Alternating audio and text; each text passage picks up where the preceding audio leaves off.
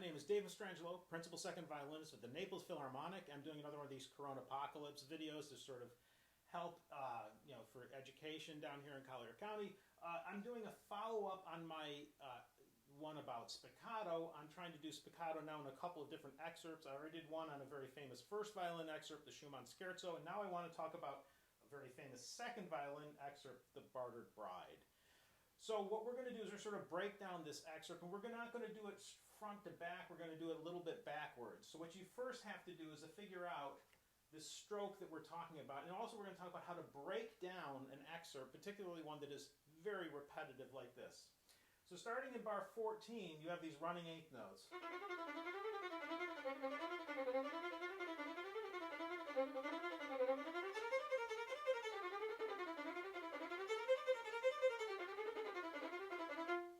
Basically, you're going to want to put that in the middle of the bow, and you want to just establish the tempo you want to do. Don't worry about the bow bouncing, right? Bouncing off the string. No, this is a stroke that's done if you do it at the right speed and the right part of the bow. The bow does all of the articulating for you. Please don't make a mistake of thinking that bouncing equals articulating. You can articulate without bouncing, and it's much safer. When you take the bow off the string, think of it like landing an airplane and having to re-land an airplane hundreds of times. Very dangerous. If you put it on the string and then do it, much safer. So we have this section starting here in bar 14, and it goes for 8 bars. What it is, you can break it down into 2 bars, 2 bars, 2 bars, 2 bars. So then, and then, and so 2 bars, 2 bars, 2, and then 2 bars, same thing again, and then again, and so basically it's 16 bars, but it's 2 bars and then a different 2 bars, and you repeat them. 2 bars, again, repeat them. You will play that pattern 2 more times. So take that apart and you've got it. Now, after you've done that, you get to the next section. This is a 6-bar interlude, and the reason it's here is because at this point, it's not a proper fugue, but it's sort of like a fugue in the sense that the first violins are going to come in the middle of this. So he has to sort of even everything out so that you guys can go on together. So now we start this next section.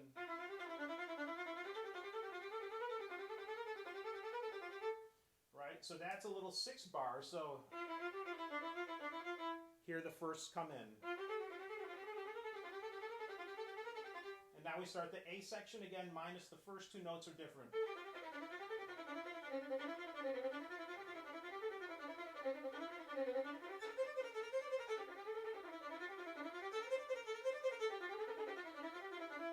And now the violas and cellos are going to enter. So again, we get into another different little interlude, and this time it's only 5 bars instead of 6.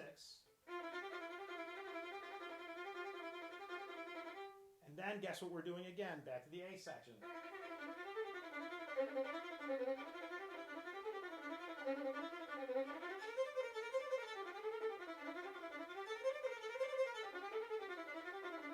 And now we get into that same C section that you just played before here, right? Starting at bar 52. Or it's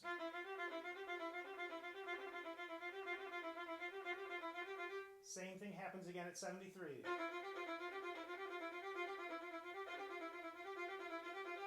And now you get into the last little bit of it. I call this the coda to it. So now when you get to these quick string crossings,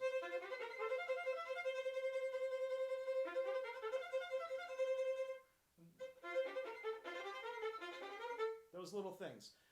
There's 2 ways that we can approach string crossings like that. One of them is trying to make the most, or the other way is to try and do it. In this case, I would go for the latter. Try to make this almost like double stops. Right? And then you just kind of make the bow do its thing to go.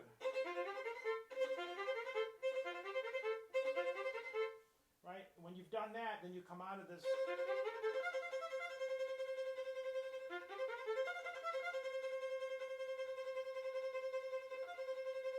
And now you're basically out of it.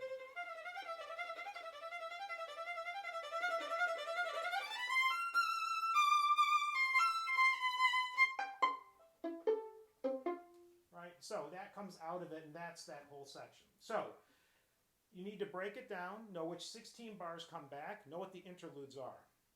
Realize that there's an inherent danger of just playing straight through this, which will be that that A section will get learned much better than the other sections. So make sure you focus your attention on the sections that are not repeated as many times. And again, like I said before, practice this in rhythms. I don't practice this particular one backwards bowing, but you certainly could. Anything like that's going to help. So now what you have to do is to connect the beginning of the excerpt to that. Remember, when you get to that, this, like, you kick in, like turning on a machine. When you click in here, just click in.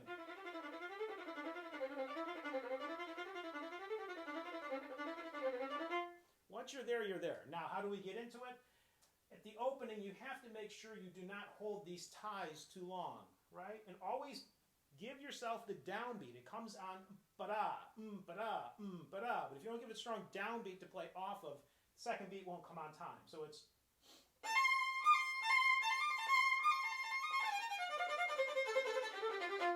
So make sure at that beginning, don't hold those ties. And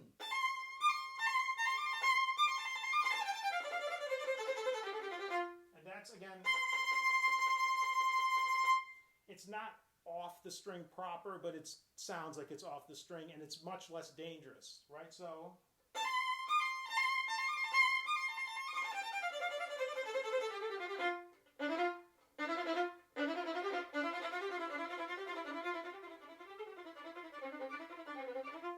These I play on the G string for sound, then back,